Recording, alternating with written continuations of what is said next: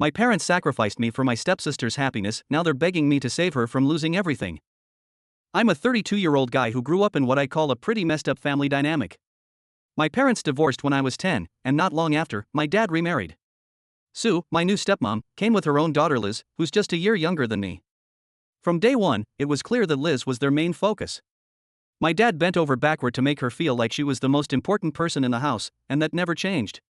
It wasn't long before I figured out that if Liz wanted something, she got it, and if I wanted something, I'd probably better not even ask. At first, I tried to get along with Liz, thinking we were both adjusting to a new situation, but it quickly became clear that she loved being the center of attention. It didn't take much for her to get my dad, and Sue wrapped around her finger. She'd get me in trouble for things she did, like breaking stuff around the house or leaving things lying around.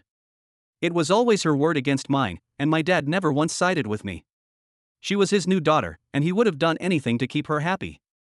By the time I was a teenager, it was obvious I was on my own. My dad and Sue didn't just play favorites. They were practically raising Liz to believe the world revolved around her.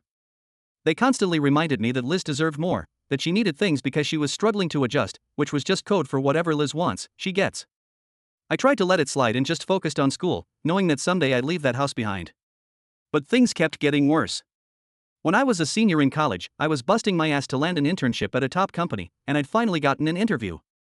My dad knew how much it meant to me, but Sue had other plans. She thought the position would be perfect for Liz, and got it in her head that Liz should apply too. I wasn't too worried because Liz didn't even have the qualifications. But somehow, Sue pulled some strings through a family friend, and Liz got the job. Just like that, they handed her the opportunity I'd been working for, and she had no shame about taking it. That was probably one of the first times I felt real resentment towards my dad. I realized he didn't care about my future or my goals. All he cared about was making sure Liz was on top, no matter who he had to step on to get her there. After that, I stopped telling them anything important about my life. When I finally graduated and landed a good job, my dad and Sue were all smiles. Suddenly, they thought I should start giving back to the family. They told me I should contribute to a family fund that would help cover household expenses. I had student loans and was barely getting by, but I agreed out of guilt, thinking maybe it'd go towards bills or something important. It didn't take long to find out that my so-called contributions were mostly being funneled to cover Liz's rent, her car, and even a trip she took with her friends. When I confronted them, they acted like I was being selfish, saying that Liz was struggling and that family supports each other. I told them I'd only keep contributing if I had proof of where the money went, and they immediately got defensive. That was the end of the family fund. Then I met Gracie. She was nothing like my family. She was down-to-earth, kind, and didn't care about material things. We fell in love quickly, and when I proposed, I felt like I'd finally found a real partner. My family, of course, had other thoughts. Gracie wasn't from a wealthy background, and they didn't think she'd fit in with us. Sue even went as far as suggesting I introduce Liz to some of my successful single friends, saying Liz would make a better match. I didn't take the bait and told them to back off. When we started planning our wedding, things got even worse. I asked my dad if they could help with some of the expenses, and he flat out told me that they were saving up to help Liz buy a house. He didn't see any problem with it.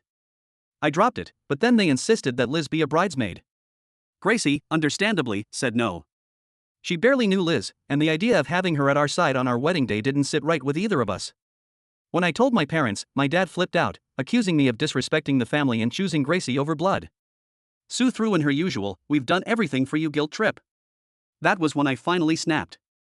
I told them they'd never supported me, that they'd only ever supported Liz, and that this wasn't about family. It was about their obsession with Liz and control. The next day, I got a text from my dad saying, "If you go through with this wedding, don't expect us there and don't bother coming back." They'd been clear. It was Liz or my own life. I didn't cave. Gracie and I had a small, intimate ceremony, surrounded by people who actually cared about us. My parents didn't show up, and yeah, it hurt, but it also felt like I'd finally broken free. Years went by without a word from them. Gracie and I built our life together. We bought a modest home, started a small business, and eventually welcomed our daughter, Emma. We were happy, and I'd managed to push most of the resentment behind me. Life was calm and for once mine. Then about 6 months ago, I got a string of texts from my dad. He kept it casual at first, asking about Emma and making small talk. I ignored him, but then the messages started getting desperate. Turns out, Liz had been caught embezzling a ton of money from her job. She'd been living way beyond her means, expensive vacations, designer clothes, a luxury car, and her company finally caught on. My parents were in full-blown crisis mode, scrambling to save her life, as they put it. And that's when the begging started.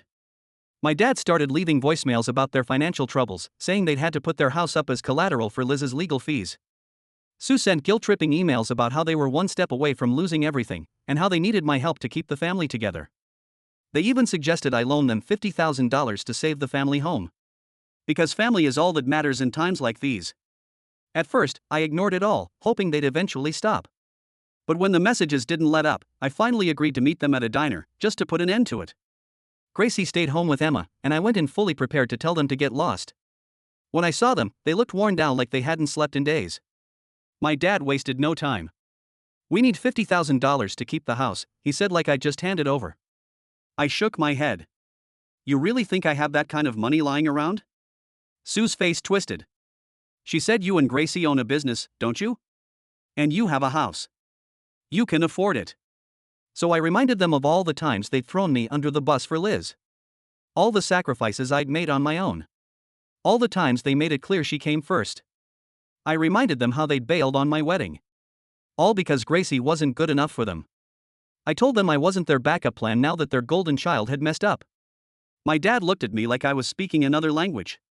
"We did our best for you," he said, trying to play the victim card.